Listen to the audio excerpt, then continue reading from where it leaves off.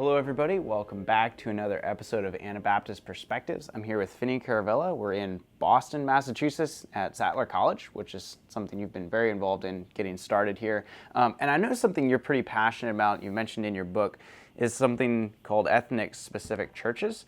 There's a quote from Martin Luther King Jr. He once said, "It's appalling that the most segregated hour of Christian America is 11 o'clock on Sunday morning, the same hour when many are standing to sing, 'In Christ there is no East and West.'"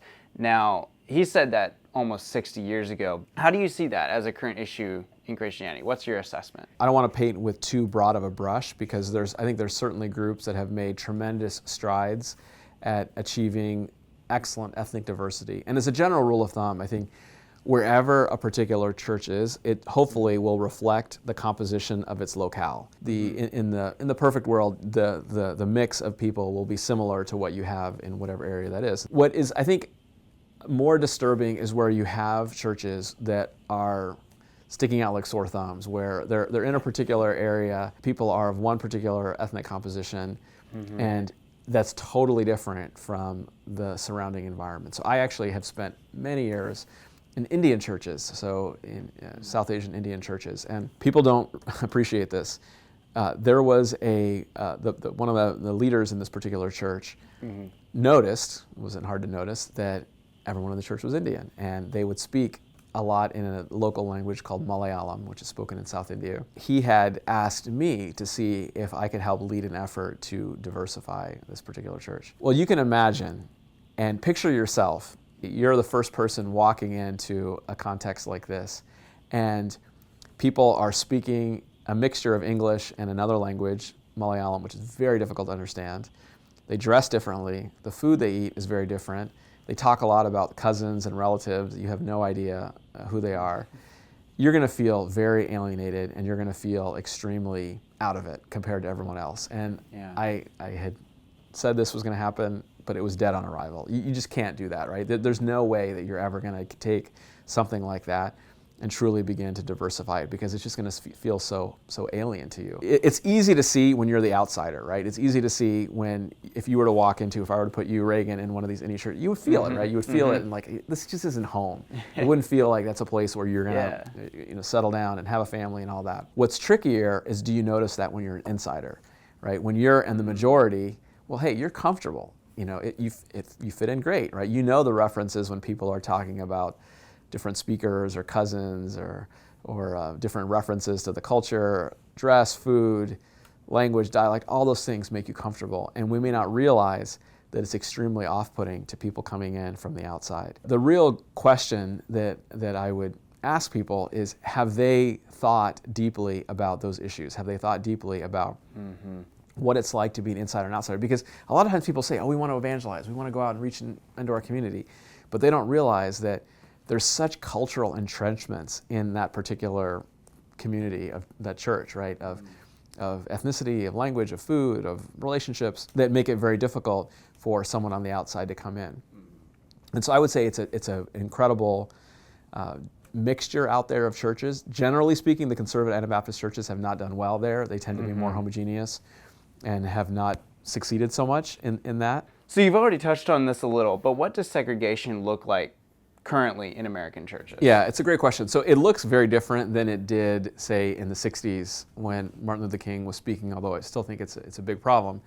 What it looks like now is it's much less overt, and there's not going to be some of the same hard lines that were driven, that are drawn, but rather it's more of a subconscious segregation where people have put up these barriers around them that they're not trying to be segregationists. I mean, like very few people that I meet, a tiny percentage would be anything like I would say are prejudiced or ethnically biased. But at the same time, they just don't know how much it's off-putting to people on the outside. I was once in a Mennonite church, and one of the bishops came up to me and he asked me about how how Indians, he asked me the question, is it true that Indians ate with their hands? So as it turns out in India, they don't normally use utensils like forks and knives, they tend to use their hands. He just thought that was hilarious and just started laughing and laughing. And I thought, oh, it didn't offend me at all. Like, hey, not a big deal.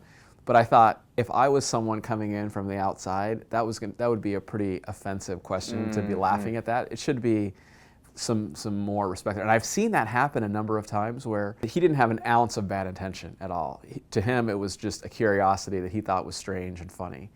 But that's the kind of thing that when you ask it in that way, you can put people off and they can feel a little bit like, I just don't feel at home here. Yeah. And so that's the type of segregation that exists here, is more these construction of these silent barriers, these subtle ways in which we might look down on people. I also think that one of the problems that often can happen, I was speaking to a minister not too long ago, where specifically commenting that so often, if a church has been in one place for a long time, there's this whole web of family relationships that surround that particular area.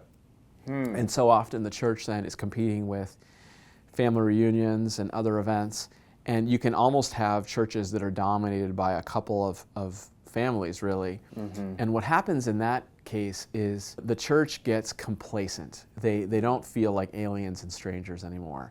Because again, you don't have to, because you've got all these relations, these family relations. It's comfortable. It's comfortable, exactly. Yeah. And I'm not convinced that the New Testament model of church is comfortable. That I think we should always be asking ourselves, do we feel like aliens and strangers in the places that we are? Because this gets back to what I was saying before. If you feel like an outsider just a little bit, that'll help you, actually. That'll help you because you're much more going to be attuned to some of these dynamics. And frankly, for me, being ethnically Indian in America has been a great help, because I'm always thinking about these kinds of things. Because when I was young, people made fun of me all the time for the color of my skin, things like that, because I was in public school. And I got called all these names and epithets and things like that. But you know what? I'm grateful for that, because having lived as an outsider, it now gives me a great sensitivity and ability to build bridges where I think other people may not have had that. And so I would really encourage as many people as can to go into experiences and to live in experiences where they're outsiders. It'll totally change your perspective on what church is like, and this underlying problem of just assumptions and what really ultimately is creating these barriers of segregation. Let's pull it back to the New Testament. How does the New Testament discuss things of racial divides within the context of the church? One of the things that most people don't appreciate is how dominant these themes of ethnic conflict and diversity are within the New Testament. So I'm a big fan of, whenever you read a book, think long and hard about the context before you preach from it, because the context is so informative to understand the purpose of the letters. I'll give you a great example. So Romans many would say, is Paul's magnum opus, his most important letter. And it was written in AD 57, and the specific context of the letter is mentioned a couple times in the book. What had happened was the Jews were exiled from Rome under Claudius. Claudius had made basically a unilateral move, ejected the Jews out of Rome. Paul ends up meeting Priscilla and Aquila in Corinth. They were once in Rome, but they're now in Corinth. Eventually, Claudius dies. He's succeeded by Emperor Nero. The Jews move back into Rome. And now you have this situation where the Jews they were kicked out of Rome because they were perceived as troublemakers. Now they're back in a situation where they're trying to be integrated back into the church that's now predominantly Gentile. And so what you have is this conflict that is simmering between Jew and Gentile there. So, for example, in Romans 14, there's this conflict that's described where some people are treating one day as holy, Jews in their Sabbath keeping, versus the Gentiles that regard each day alike. And you have Paul making an effort to develop a theology really rooted in Jesus and the wholeness and the picture of Jesus as the one who's gathering the nations to himself. And he lays that case out in Romans 9 to 11. I just gave a set of talks about this here at our Bible school. And Romans 9 to 11, people think that's about Calvinism and Arminianism. It's totally not. That passage is about the conflict between Jews and Gentiles. The driving question that he is asking is, does it make sense that God, who made these promises to Abraham and and to Isaac and to Jacob, does it make sense that that people are now standing in opposition to the word of God? So here now the Jews are persecutors of the Christians. And how does this all work, right? And so there's a lot of very deep questions about the role of the Jews and what's going on. And that he ends up giving a magnificent vision of that in 9 to 11, which is the basis for the reconciliation that they should have in Jesus. The whole book of Romans cannot be understood unless one understands that it's a book that was sparked by ethnic conflict. Another example is Galatians, where, of course, you have a group of people who are Judaizers, and they come in, and Paul opens up the letter and says that even Peter himself had to be opposed to his face. Pretty strong language, right, that Paul uses, where he says Peter has to be opposed to his face because he had withdrawn from table fellowship with the Gentiles. It is just a massive, massive problem that exists in the New Testament, conflict between Jew and Gentile. Now, that is not something that most of us experience. Most of us don't experience a direct example of conflict between Jew and Gentile. But I will say this same problem persists in many different ways.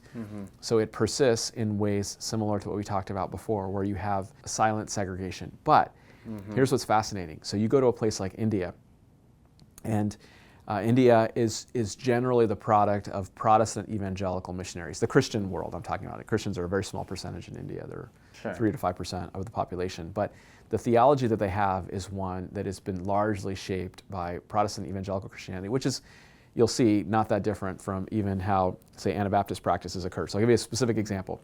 I was in North India, and I was in a particular location where there was a person who was a Hindu from a different caste. And as it turns out, in India, they have this caste system where you can only marry within your caste. You're supposed to only eat with people in your same caste. And he would not eat with me because his caste was different. And I was pleading with him to come sit and have a meal with me and sit down at the table, and he wouldn't do that. Lo and behold, there's a whole set of churches, hundreds, maybe thousands of churches, where there's Hindu converts that come in, and they will share. If you pass around a little cup and cracker, no problem. But if you say, okay, now eat together, they won't do it. No They refuse way. to do it. And the reason is that they have this caste mentality. You think about what the New Testament practice of Lord's Supper was like. It was designed by God for many reasons, but one of the reasons was to get people together at the same table, Jew and Gentile. And the original Lord's Supper was set in the context of a full meal. The bread and the cup were the climax, but they were having a full meal. This is obvious when you read Corinthians. It talks about how certain people are eating all the food. And well, lo and behold, the Lord's Supper has been modified by Protestant evangelicals, and unfortunately, Anabaptists have run with this as well, where it's this little cracker or piece of bread that you take in this solemn environment, and it's not set in the context of a full meal. And that has been exported all over the world. And so now you have places like India where this nascent Christian community is filled with deep prejudice. And why? Because they've learned that from the West, right? The models of Lord's Supper and communion here are impacting globally how people view themselves. And so you have very similar situations that exist in various tribes in Africa, places in the Middle East.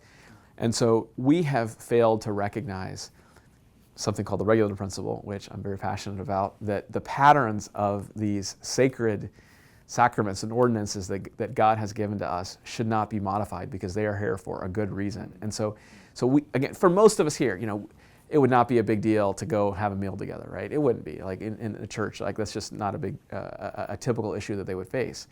But we don't realize that we are laying the groundwork for churches and other places where they may have that problem.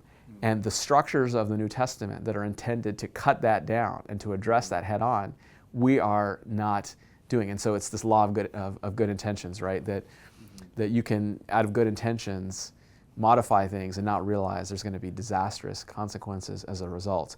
It's one of my big themes of my own teaching and thinking, is that I feel like so often people have good intentions, great intentions, sweet people, good-hearted people, who don't realize that when you tinker with elements of the New Testament here, you're going to produce disaster for people in other areas.